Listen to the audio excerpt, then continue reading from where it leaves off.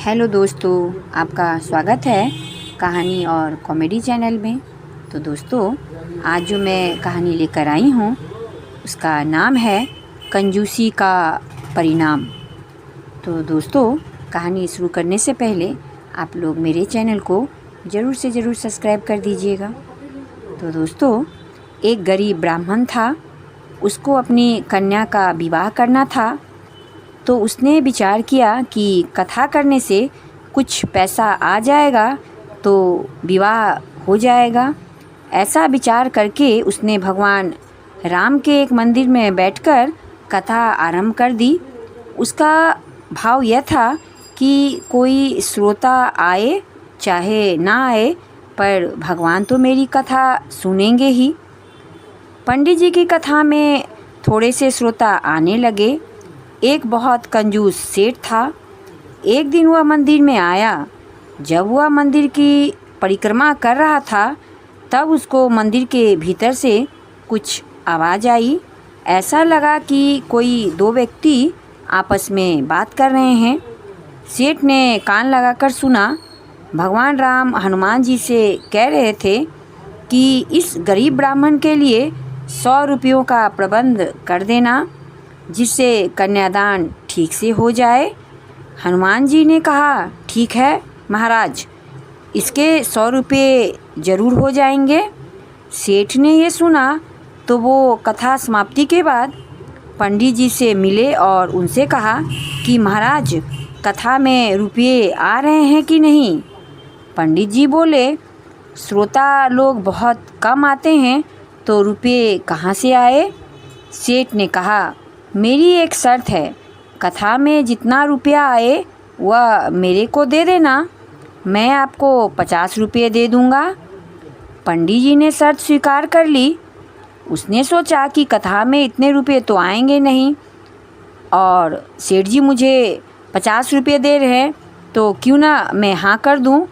और उसने हाँ कर दी, क्योंकि पुराने ज़माने में 50 रुपये भी बहुत ज़्यादा होते थे। इधर सेठ जी की नीयत ये थी कि हनुमान जी भगवान की आज्ञा पालन करके इनको 100 रुपये ज़रूर दिलाएंगे तो वे 100 रुपये मेरे को मिल जाएगा और मैं 50 रुपये उस गरीब ब्राह्मण को दे दूंगा और बाकी 50 रुपये मेरे हो जाएंगे। जो लोग लोभी आदमी होते हैं वे सदा रुपयों की ही बात सोचते हैं। इसलिए भगवान और हनुमान जी की बातें सुनकर सेठ में भगवान के प्रति भक्ति उत्पन्न नहीं हुई, उल्टे उसने लोभ को पकड़ा, अर्थात उसके अंदर लालच आ गया। अब कथा की पूर्णाहुति होने पर सेठ पंडित जी के पास आया। उसको आशा थी कि आज 100 रुपये भेंट में ज़रूर आए होंगे। पंडित जी ने कहा, भाई, आज तो भेंट बहुत थोड़ी आई है, बस 5 और 7 रुपये ही हैं। सेठ बेचारा क्या करे, लेकिन उसने तो वादा किया था। तो उसने अपने वायदे के अनुसार पंडित जी को 50 रुपये दे दिए। लेने के देने पड़ गए सेठ को। सेठ को हनुमान जी पर बहुत गुस्सा आया कि उन्होंने पंडित जी को 100 रुपये नहीं दिए और भगवान के सामने झूठ बोला। वह मंदिर में गया और हनुमान जी की मूर्ति पर घुसा मारा। घुसा मारते ही सेठ का हाथ मूर्ति से चिपक गया। अब सेठ ने बहुत जोर लगाया पर हाथ छूटा नहीं। जिसको हनुमान जी पकड़ ले वो कैसे छूट सकता है। सेठ को फिर आवाज़ सुनाई दी। उसने ध्यान से सुना। भगवान हनुमान जी से पूछ रहे थे कि तुमने ब्राह्मण को 100 रुपये दिलाए कि नहीं। हनुमान जी ने कहा, महाराज, 50 रुपये तो दिला दिए, बाकी 50 रुपये के लिए सेठ को पकड़ रखा है। वह 50 रुपया दे देगा तो मैं उसे छोड़ दूंगा।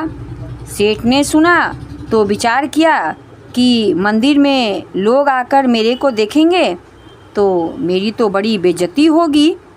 वह चिल्लाकर बोला, हनुमान जी महाराज, मेरे को छोड़ दो, मैं 50 रुपये दे दूंगा। हनुमान जी ने सेठ का हाथ छोड़ दिया और सेठ जो है वहाँ से दौड़कर भागा और जाकर पंडित जी के पास पहुंचा और उसे 50 रुपये और दे दिए। इस तरह उसने अपनी जान बचाई। तो दोस्तों, कभी भी लालच नहीं करना चाहिए और इस तरह से उसके लालच करने से ही पंडित जी का भला हुआ और उसे 100 रुपये मिल गए। तो दोस्तों, कहानी अच्छी लगी तो ज़रूर से ज़रूर सब्सक्राइब कर दीजिए। धन्यवाद।